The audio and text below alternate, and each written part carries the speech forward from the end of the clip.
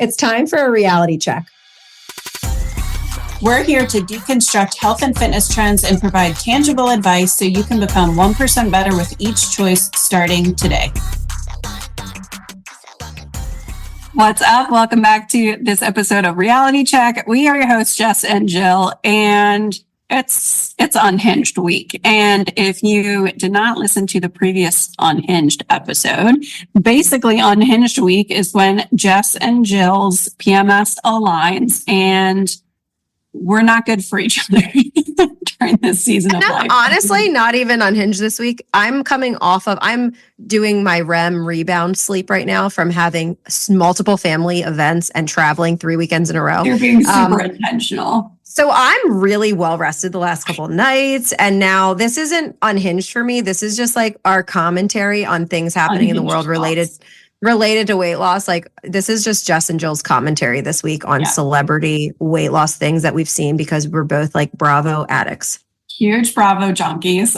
Like we talk to each other of like, how are your kids? How did this family event go? And did you see Real Housewives of New Jersey this week? Like it's very large staple in our conversations. And of course, the answer is always yes. Honestly, the funny part about us being unhinged and lacking sleep is usually because we are up too late watching. Yeah, that's actually true. Episodes. So, and then I binge watched the Dallas Cowboys cheerleader like docuseries on Netflix. I didn't watch the whole thing, but I did watch a lot of it. I was never once a cheerleader in my life, guys. I'm very uncoordinated. And everyone always thinks I was. It's amazing that's because you're so like put together aesthetically, you know, like me, I'm like bubbly and bright. And I'm like, I probably could have been a great cheerleader, but I have zero coordination with my body parts. Like I can't dance. I can't do those things. So anyway, always wanted to be a Dallas Cowboy cheerleader. Watched the series that they had when we were in like high school or early in college. Anyway, I just binge watched that and I was like, oh my gosh, this is so sad. Like now that I'm watching it and I'm in this business, like to help people with their health, I'm like, oh, these poor girls, these poor little girls. Yes, so anyway, coming off of binge watching that and a couple episodes of like the Real Housewives of Orange County, we've been watching Emily. Recently. Yeah. And like this has been a thing for a few years with the housewives. They're all losing weight from Ozempic and all these weight loss drugs. The one chick from New Jersey openly talked about her eating disorder struggle, which I think was cool. Like she started to talk about working with a therapist and having ice cream with her kids was a big deal and stuff like that was kind of neat. But now we're seeing some of like the aftermath that we see personally with clients once they've lost a lot of weight and then they're like, shoot, I don't know. Now I need to work out all the time. Now I need to diet all the time because I'm scared I'm going to gain the weight back. So we've been watching Emily Simpson from Real Housewives of Orange County these last couple episodes. And we're like, we have to talk about this because this is the type of client like, oh, I wish I could work with her to help her to learn like you can eat your turkey subs in the sauna still. Like you can eat whatever you want and you can maintain your weight loss. You just have to adapt your body back up strategically. Like you don't have to work out 7 days a week. Your husband's right. It probably is unhealthy in a different way and not sustainable long term. So like, let's meet in the middle. So anyway, and I think I've been watching the Kardashians' new series on Hulu and like Chloe said something about that last week. The same thing, just saying like always struggling with this fluctuation. So before campaigns and shoots, she busts her butt in the gym because she has to lose it again. And it's like that's all or nothing. Like you don't have to go 4 miles per hour or 0. Just go 50 or 60 all of the time. That's the stuff we work with our clients on. And usually in their first like 3-4 months, they're like, this is stupid. It's not hardcore. It's not aggressive enough. And we're like, yeah, like sustainable change is really slow and it's not really exciting. And you don't get that dopamine hit of seeing the scale go down every week. But like, don't you want that freedom? It's so difficult for people initially to make, they'll ask for weight loss support or advice. And I'm like, protein, fiber, water, step, sleep, lift. And they're like, well, it's got to be harder than that. It's not. That's just boring for you. And it's not as exciting and it's not instant. So you're like, no, I don't want that. What's the other thing you recommend? Right. And you mentioned like the two extremes of like healthy. And Emily had talked about this. And initially, Emily was like very open about being on weight loss injections. I'm pretty sure she announced it. I'm so embarrassed to say this, but pretty sure she announced it on Instagram as soon as she was like doing it and getting into it. And of course, I knew that because I follow them. But I think it was really, really great that she was like, hey, I'm taking this, but I also just hired a trainer and I'm doing all these things. And she talked about how she changed her eating habits. And I was like, this is it. Like, this is how you do it. But in the most recent episode, she talked about how she's with her husband. She's terrified to be out of the gym now. And she goes 7 days a week. And if she misses a day, she feels fat, or however she worded it. But, and that's that middle ground. And I've seen even TikToks of people who have been on Ozempic who say, I was on it. I lost a bunch of weight. I felt amazing. I came off. I gained a bunch of weight back. I panicked and went right back on it. And they're like, I don't know how to live without it. Right. And it's like, well, metabolically, you're adapted to a lower place, one. And two, you have to make sure you have the healthy habits to maintain and sustain what you achieve during that time. Right. So, which is just like any diet. It's just like anybody who's yo-yo dieting. It's not about the method of getting there to that low calorie place. It's, hey, you've lived at this low calorie place now for a long time. You need to adapt your body back up to higher calories. And we know it's scary. It's scary because you don't want to you don't want to gain weight back. But if you can focus on gaining muscle and slowly adapting your calories back up, you can actually enjoy that body and enjoy food again and not be scared to eat and have social time. And I hear a lot of people say, like, I know exactly what I need to do. I'm just not doing it. I just need you for accountability. And I'm like, a lot of people know just how to lose weight. Correct. Oftentimes, nobody knows how to adapt their bodies back up to sustain that weight loss. And that's the disconnect, is like, if somebody tells me, yeah, I know exactly what to do, I'm just not doing it, I just need accountability. I'm like, honestly, you probably don't know what to do. You're probably not doing the right things. You're probably just cutting calories, adapting your metabolism to become slower and slower. And then you don't know how to get out of it. So you end up back in this bucket again. And now you're calling me. And it's like, and now you feel like you have to starve forever to maintain any progress that you did see. And it's funny that you mentioned that, because so many people say, I know what to do. And oftentimes when I dig into that, their idea, I eat healthy. I don't know what the problem is. Their idea of eating healthy is eating low fat, low calorie, low sodium, gluten free. And it's like, hold on, that's not health, right? That's not. We're adding 7 days of cardio workouts with high intensity calories endlessly. Yeah. Yes, 100%. That's their idea of doing the right thing. And they lose a lot of weight, so they think it's working. But like, we talk about this all the time. It is not working unless you've been able to keep it off for 2 years or 3 years or 5 years.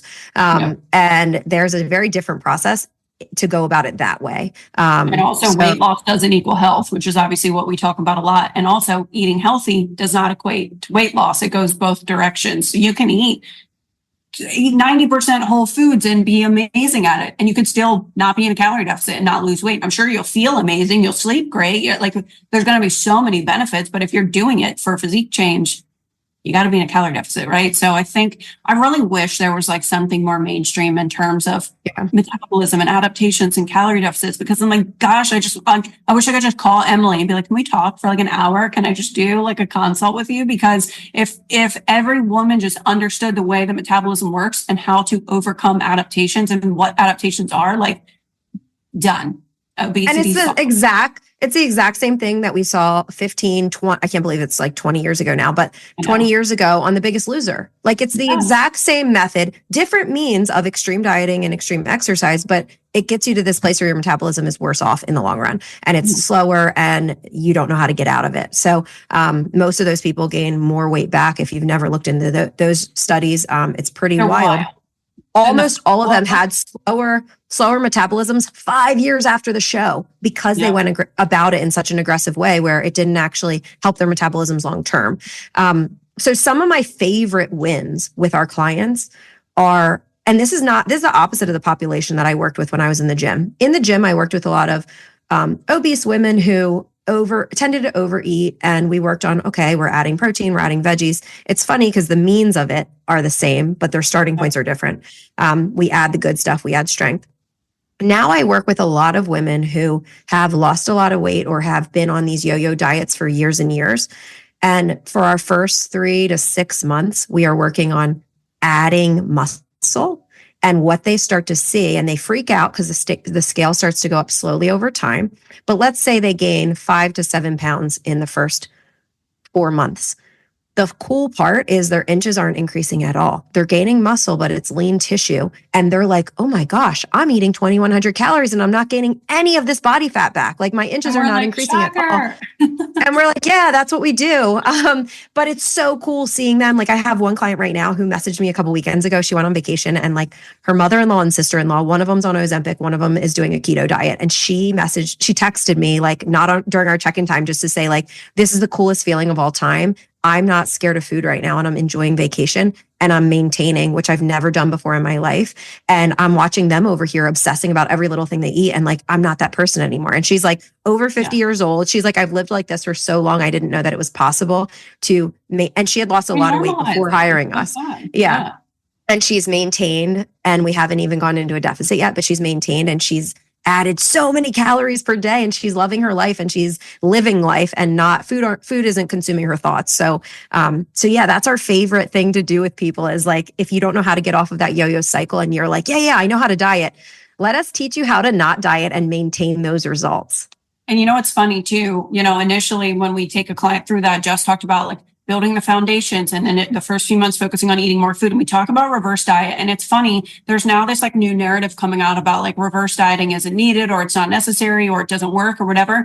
And it's not always about these low calorie increases because we're afraid as coaches, you're going to gain weight if we go faster. This woman was over 50 years old and has been absolutely terrified to eat more than 1,200 calories for her entire adult life. Sometimes it's more of a psychological reason that we do these slower increases because they just need time to adjust to that mentally and develop a little bit of trust with us as their coaches to see, hey, we're going to move at a slower pace if that feels better for you. I would love to increase them to 2,000 tomorrow, but if I increase somebody's calories very quickly when they have previously underate, they may initially panic because of the scale going up. One, because of more water in their bodies, because they're consuming more carbs. Two, oftentimes there are, if you go from eating 1,200 calories and 80 carbs to eating 250 carbs and 2,200 calories or whatever it is, I'm just throwing out random numbers, but you're going to also have more fiber in your body, which initially can be a little bit hard on your digestion as your body adjusts. And then you have bloat. And if we do that, of course, the client panics and is like, ew, whatever you do doesn't work, right? And so there are a lot of reasons. It's not always about, oh, we need to move and take these baby steps for your metabolism. Sometimes it is. Like I do have clients that are very sensitive, but it's actually not a very large portion of the population that's like that. So there's a lot of parts to that too.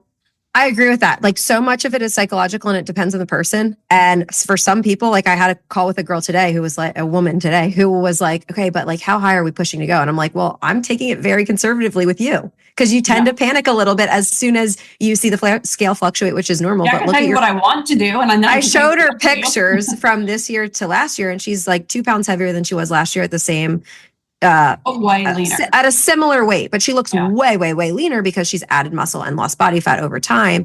But it's this mental game of panicking when the scale changes any. So we're looking at all these data points.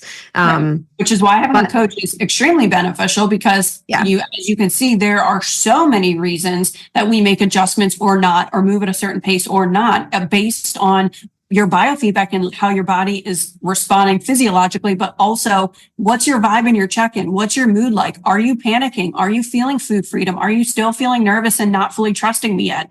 We take all of that into account when we decide this is the adjustment we're going to make this week and this is why. Now, we might not always explain I'm not going to say, hey, I don't think you trust me yet, so I'm going to move at a slower pace, right? It's really like, hey, here's the adjustment. This is what the goal is, right? And always talking about the timeline. So I think that's super important to understand. And honestly, not to go totally off topic, but I think widely underrated or underappreciated, or maybe just not fully understood by people who are in the space looking for a coach or looking for a program. Trust me when I say there are 8 billion macro coaches you can go from that are going to be a third of the cost of this program that we run. But they go off of a calculator and, okay, the scale stayed the same. So I am going to increase you by 100 calories because a book told me to do that.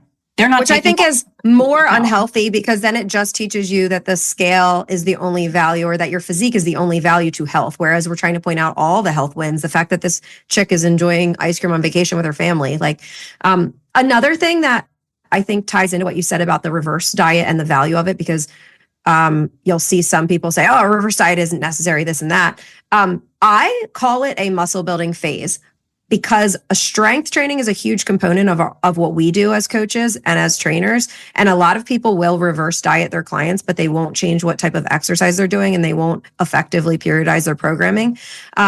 So again, going back to some of these celebrities and we're watching the types of workouts that they're doing and we're cringing watching it. If you look at the people who are like, have seemingly been fit for a very long time, look at Teresa, look at, who's the one in Orange County who owned a gym? Tamara.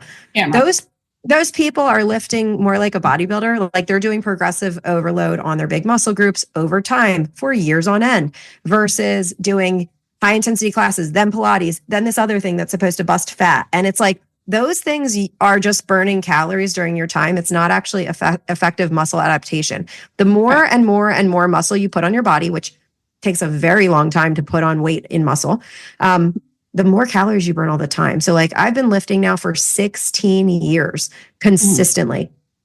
I am only 5 feet tall and I can easy crush 2,600 calories on a regular basis. And my physique does not change and I don't gain body fat.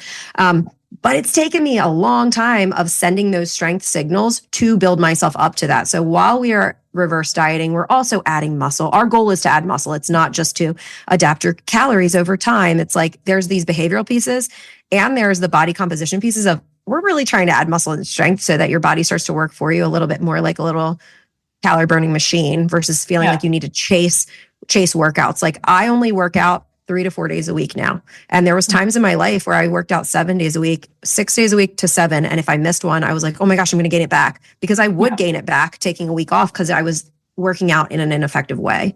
Yeah. And so I've been working out like lifting intentionally for about 10 years. And I want to make a comment that neither of us look like the Hulk, right? Like so many women are afraid of looking, quote, bulky, right, when they lift weights. And I think that's important to note. Now, of course, we both have had seasons of life and, having babies and pregnancy that we're not like lifting intentionally. But even if we did for 10 years, utilize progressive overload, all of those things, you're not going to turn into the Hulk. Okay. That's a lot of years. Most people 1, 2, 3 years in, you're not putting on significant muscle. I don't want to get too big. And I'm like, I wish I could build muscle at that rate. And again, it's like, it's not just for the aesthetics of it. And muscle tissue is so healthy for us, but metabolically it just makes your life so much easier where you don't have to worry about it. We have another client who was with us for maybe 6 or 7 months a couple of years ago, and she got really good physical results. But it was kind of like pulling teeth in her deficit. She was very scale focused. She saw the results she wanted and was like, okay, cool, this program worked. And I'm like, we haven't learned how to maintain. She ended up doing our alumni program, which is only open to people who have already done one-on-one coaching. So she followed our lifting programming and ate at maintenance for an entire year. She just came back and now it's like the easiest thing of all time to help this chick lose weight. Like she's maintained all of her progress from before and she's eating a lot more. And now because she spent a whole year building muscle, it's like a diet is like nothing for her. We don't have to cut that low. It's falling off, but it's because of that time spent learning to maintain and build muscle. So, and again, Emily Simpson, call us. Yeah, her body is in a place to respond, but also psychologically taking the entire year off of dieting makes it really freaking easy to execute a calorie deficit with excitement. She doesn't have to go super low and super restricted. And she knows we're going to get in, we're going to do it, we're going to get back out to maintenance. And she knows what to expect. She's ready for that mentally. She's ready in that season of life. When the scale fluctuates, she tells me, oh, I went to the Italian festival last night and I had A, B, and C, and it's from all the sodium I had. Like she knows exactly why it's happening. She's not freaking out that the scale went up 2 pounds. It's like, it's not body fat. She knows that because now, hey, this is what's going on. Yeah. Where I'm like, cool. Okay. Now you get it. Now you can graduate from the program. Like whereas a newer client, we may have to dig into that. They may be like, the scale's up. And I'm like, okay, let me look through things. And then I look and see some I'll see a funnel cake the night before, or I'll see sushi the night before, or I see 2 Leinenkugels. And I'm like, wait, hold on a second. You had alcohol last night. You had funnel cake last night, right? Whatever it is. This is normal fluctuation. We do. Yeah. Yeah. So anyway, and I guess with the Dallas Cowboy cheerleaders, it was kind of a similar but sad thing when I was watching it, because it was like these girls were talking about how they're nervous to lift weights or strength train because they're like, well, they give us this one uniform and if it doesn't fit, like we're doomed. So a lot of them will like train to just maintain during off season, and then they will just starve themselves on season to stay in their uniforms. And same thing where I'm like, oh my gosh, if we could strength train all the time, and then you could be in a mild deficit and still enjoy lots of food during your season. How cool would that be to be able to maintain at And a honestly, way with higher their calorie activity, you amount? might not even need to be in a deficit. Correct, because they're moving all the time. And man, it would be so cool to train those guys off season or for 3 years before they go try out to set themselves up so that their bodies work for them versus playing this yo-yo game all the time, because it's just so mentally unhealthy. And you saw that with the one girl takes a season off to work on her eating disorder and then throws herself right back into this environment that created the eating disorder. And it's just like, it's a dysfunctional cycle, and it's a shame that it's still so prevalent. And obviously there's way more women now who are empowered by strength training and empowered by performance goals versus just physique goals. Like, I think that it's a way healthier climate in that way than like when we were growing up and everybody just said BSI 0. But the narrative is still just wrong. Like, people think it's not possible, and it absolutely is possible. You can maintain the losses that you've made, and you can eat more, and you can work out a little bit less if it's more effective. Yeah. So I want to make two final closing points here. One of them being that there are so many different programs and diets and all of these things shoved down our throats that follow something along the lines of eat less, move more when it comes to weight loss, especially for women. And I want to be super, super clear that the dieting industry profits off of your metabolism not being healthy, because you will lose weight, you'll get the dopamine hit, you will create this association in your brain that low carb or Weight Watchers or Optavia helped you lose weight because you created a large calorie deficit, saw really great results in a really short period of time. And then when you, quote, stop doing the diet or the program and the weight comes back, you now have this correlation, not causation in your head, right? Of Optavia helped me lose weight or Weight Watchers helped me lose weight. So I have to go back to this thing that, quote, worked for me. And it's like, hold on, you were in a calorie deficit, 1, and that's the reason that it worked for you. And 2, they know you're going to come back. And Weight Watchers actually talks about their repeat customers in a positive way, as if they think that's a good thing that they come back. And it's like, hold on, why do you have to be a repeat customer? I mean, I don't know anybody that has done Weight Watchers only once. It's honestly like 3, 4, 5 times, right, that they've made this attempt. And then they say, I'm not sure why it doesn't work for me anymore. And it's like, because your metabolism sucks, right? And you never and did again, diet. And again, this is the thing where you're like, yeah, I know what to do. It's like, no. You know how to cut calories and lose weight, period. You do not know how to sustain it. You do not know how to adapt your body in the opposite direction so that you can keep it off. And that is the gap. That is why our society is obese, because everybody knows how to lose weight. Eat less and move more, and you will lose weight. But that is not how to keep it off. Yeah. And that was literally my second point. I was literally going to say word for word that in America and probably in many other countries, we do not have a weight loss problem. We have a weight maintenance problem. Everybody knows how to lose weight. It is not complicated. People don't know how to keep the weight off in a sustainable way. And that is literally the secret to any weight loss concern that you have. You just have to get over the fact that it's going to take a little bit longer. But when I say a little bit longer, I mean, you're not going to lose 30 pounds in 2 months. But realistically, if you look back at your timeline, you think, well, I don't want to lose weight slow. Well, I'm like, okay, well, you've been dieting for 10 years and you just told me your weight is higher than it's ever been. So really, what is taking longer?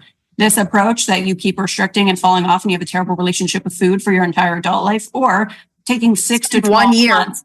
Yeah, that's it. That's all that it would take. And then you never have to diet again. So you posted a really good visual. So if you guys want, go onto Jill's Instagram page. Jillian, is it Jillian Rebecca Fit? At Jillian R Fit. Jillian R Fit. Go on to Jill's Instagram and look at this post she just did, because she showed a graph saying like, okay, you think you're dieting all the time. And it's like, okay, you lose weight and then you gain a little more, and then you lose weight and then you gain a little more. And it's like this zigzag pattern that is constantly climbing. That's what's happening when you're yo-yo dieting or when you lose weight and you don't know how to sustain it. Our clients lose a little bit and then they plateau. And then they lose a little bit more, and then they plateau as we increase calories again. And then they lose a little bit more, and then they plateau as they increase calories again. So it is a much slower journey in terms of how many pounds you lose per week when you are losing. And you are not losing most of the year. You're losing in a strategic deficit, maybe 3 or 4 months a year. But our clients keep it off when they are doing the protocol right. And you're constantly improving your health and your body composition, even if you can't always see it in a a granular day over day, week over week, or even month over month basis. So that's important too. Like that. I can't say like my body's not changing. And I'm like Jess mentioned earlier, I'm like, what do you mean? You gained 7 pounds, but your inches are all down. That's because it's muscle. Yeah. Like that right. client I just showed who's in menopause and she's like, oh no, I don't want to get the menopause belly. And I'm like, hey, look at these pictures. And she was like, oh my gosh, I feel so dumb. And I was like, no, don't feel dumb. I'm excited to show you the data. I'm excited to show you the data so you can start looking for these wins in yourself. But it's taken months and it's major change. You're looking at yourself day to day in the mirror and panicking because you're the same weight you were last year. This is a completely different body. So yeah, that's. Well, do you want to share our ultimate life goal and business plan together with everyone so we can put it in the universe? We're putting it out there. We're putting it out there. Emily Simpson, you're going to get a DM from me later today. Khloe Kardashian. Maybe I need to work up to the Kardashians. If anyone knows anyone at Bravo and can encourage a partnership of any way, we will initially work for free to prove ourselves. We just see a lot of dysfunction in this fun industry that gives us constant entertainment, and we would love to help teach you how to keep it off. Madison LaCroix, we love you. You are so hot, so fit. Just stop promoting aminos for weight loss. When you're sharing aminos for weight loss and circuit training, HIIT workouts for weight loss, like, come on, we know you lift weights. I will always comment, but it's out of love. And it's because we love you. So anyway, call us, guys. We're happy to work through this stuff with you guys so that you can eat and you can enjoy all your parties and stuff. And also stay fit and confident and stop promoting extreme dieting for the younger generation. It's beneficial on both sides. It's a win-win because you get to be the first celebrity in the space to talk about a healthy metabolism and maintaining your weight and eating all the foods that you still love and not having to restrict your calories. And then in turn, all of your friends call us. So everybody wins. Let's do it. Let's do it. Okay. That is all for this unhinged episode of Reality Check. And we will see you guys next time. Peace.